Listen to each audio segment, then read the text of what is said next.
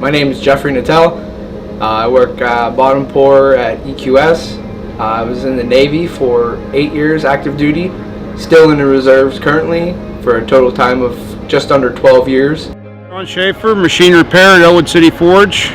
Currently still serving with the Air Force Reserves, deployed to the Middle East and Africa several times. Hi, I'm Amber Clubb and I work at Elwood Texas Forge Houston. I am a welder, fabricator, die inspector, and I was in the Army and I served for almost 4 years. I served in Leavenworth and in Erie, Pennsylvania. My name's Dana Baylor. I'm the Senior Vice President for the Elwood Group, and subtitle would be for Defense Engagement. I served in the United States Marine Corps, and this goes back about 50 years as a captain, and I served during Vietnam. So I trained early and then went on active duty after training in 1973, served actively for 3 years, and then I was in the inactive reserve and left active duty in '86. And in my job right now, I'm very active on a daily basis with all services. Chuck Klingsmith, work at Elwood Quality Stills as the auxiliary supervisor, U.S. Army, stationed in Korea, Fort Stewart, Georgia, and had 2 deployments to the Middle East. My name is Mike Dunkerley. I'm the NDT tech. I work at Elwood Crankshaft and Machine Sharon Press, and I served in the Marine Corps. In terms of Veterans Day, to me, it's almost like Veterans Day is every day. It's important not from an individual basis. There's not a veteran I suspect that you could approach and wants personal recognition. We pretty much, and I'm going to speak just for myself because I don't want to make the assumption that I'm speaking for every veteran.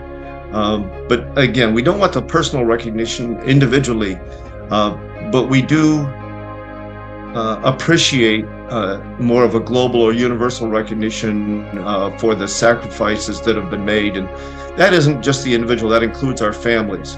I'm Roddy Polochak. I work at EQS. I'm a furnace operator. I was in the United States Army, deployed 3 tours in Iraq, and also finished as a drill instructor. Jason Oliver, Elwood Crankshaft and Machine Company, maintenance, United States Marine Corps, served at Camp Lejeune and 2 tours in Iraq.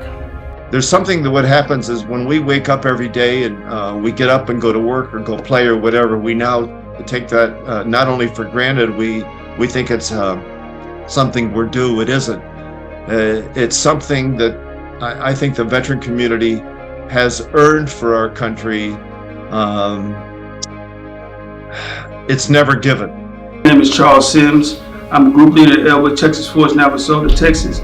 I've served 12 years in the U.S. Army Signal Corps. I did 3 tours in Germany, 1 tour in California, Fort Hood, Texas. I did 1 tour in Virginia, Fort Belvoir.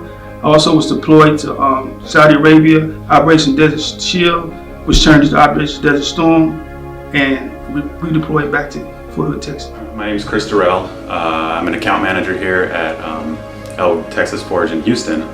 I served in the Army right out of high school.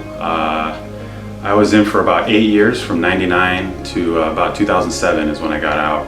So I would ask people to, when you discover that someone you work with or you're talking to is a veteran, you might just smile and you don't even have to say thank you.